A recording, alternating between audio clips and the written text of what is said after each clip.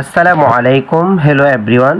তাহলে আজকে আমি সময়ের মূল্য নিয়ে আপনাদের সাথে কিছু কথা বলবো। যেহেতু আপনাদের সামনে পরীক্ষা, আপনারা সকলেই অর্থাৎ সময়কে মূল্যায়ন করেন। টাইম ইজ ভেরি ইম্পর্ট্যান্ট, সময় অনেক মূল্যবান। টাইম ইজ ভেরি ভ্যালুয়েবল, সময়ের মূল্য অনেক বেশি। নেভার ওয়াস্ট টাইম, কখনো সময় নষ্ট করো না। ইফ ইউ লাইফ টাইম, যদি তুমি সময়কে ভালোবাসো, ডোন্ট ওয়াস ইট, এটি অপচয় করো না। কারণ life is made of time, জীবন তৈরি হয় সময় দিয়ে।